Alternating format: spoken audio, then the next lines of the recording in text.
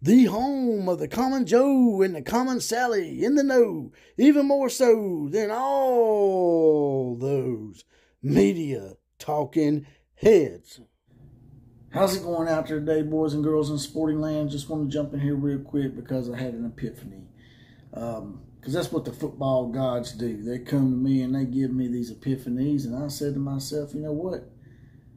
Could this be an audition of sorts for Dabo Swinney in his desire to one day, his dream job, as he said many times, to be the head coach at the University of Alabama?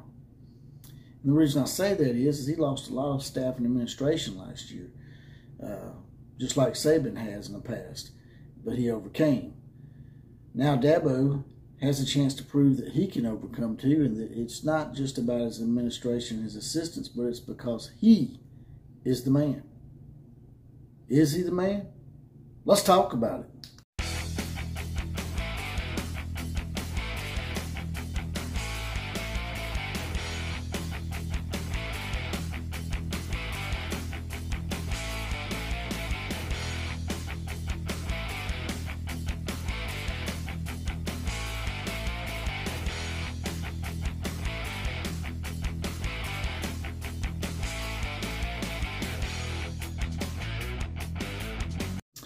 Here we go again. Another episode riding on in. Riding on in on that college football horse once again.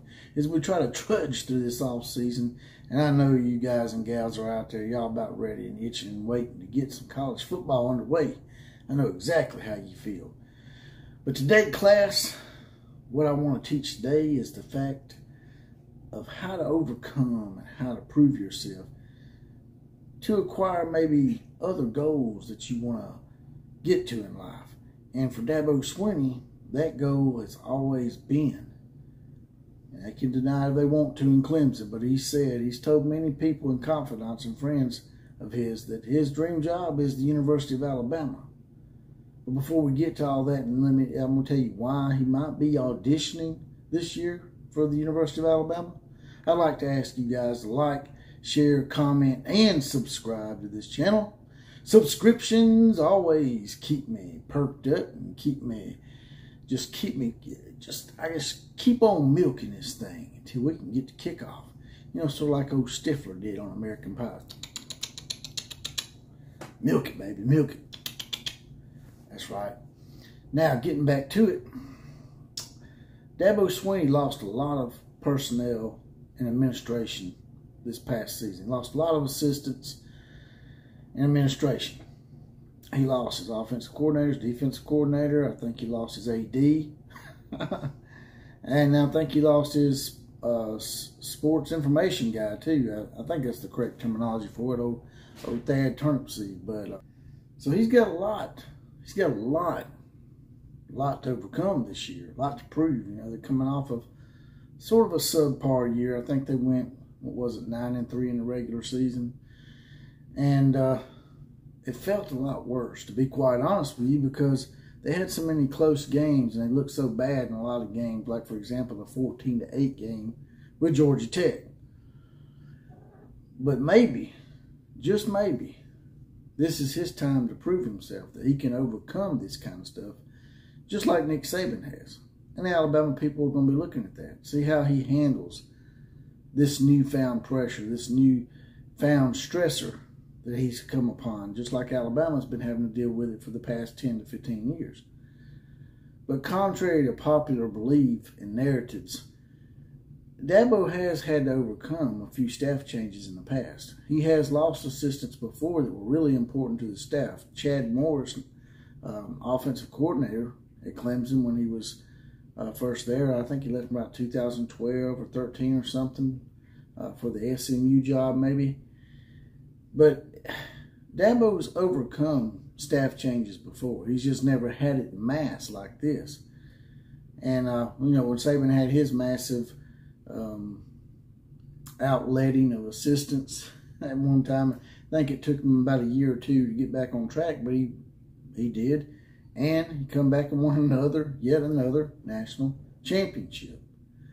So now, Dabo, in my opinion, will be auditioning this year even though that sounds funny, him coming off a 9-3 season, he will be auditioning, in my estimation, for possibly being the next head football coach at the University of Alabama.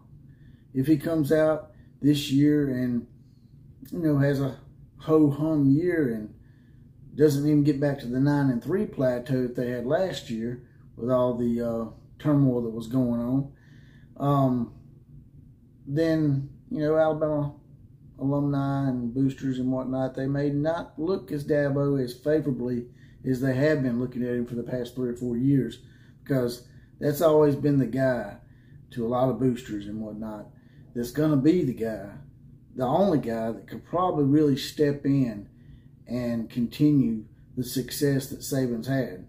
Maybe not to a Saban-esque type of degree, but to the point where we're still contending for national championships year in and year out. But if he comes back this year and let's say he goes 8-4 or 7-5 or something like that, I don't think that's going to bode well for his resume, of course. I mean, it's a pretty Captain Obvious thing to say, right? But if he comes back with all those staff losses and whatnot, and he goes 9-3 again, 10-2, I think that'll suffice. And then the next following year after that, if he's back in the playoffs, I think it'll show that Dabo's able to adapt and to overcome stressors and controversy during his coaching tenure. That kind of stuff will go a long way in sealing the deal for him if he really wants to be the next head coach at the University of Alabama. Because there are some people out there, once again, contrary to popular belief, there are some people out there that don't really want Dabo, that think that maybe, he's a little overplayed and that maybe we need to go outside the box a little bit. And I used to be the same way because some of the crazy stuff that he says. Because, he says a lot of crazy stuff. He's got his little acronyms, the BYOG and stuff like that. And he said a few things about players getting paid by the NIL and how he was going to leave and just go to the NFL or something if that happens. Just saying off-the-cuff kind of stuff that you sort of roll your eyes at, because while I have no issue with people proclaiming their religious beliefs and being proud of those, I also don't want to be disingenuous and be hypocritical with it. Some of that stuff was hypocritical on Dabo's part, because he knew good and damn well that the comment he made was that if players start getting paid, he's just going to resign and go to the NFL. But we see he didn't do that. And when he said that, we knew he wasn't going to do it. That's why I'm saying, well, a lot of these coaches now, they say stuff like this all the time, like today's society can't see through it. I mean, it's transparent to us. We can see right through it. With the advent of social media, people have been smartened up to a lot of this coach speak.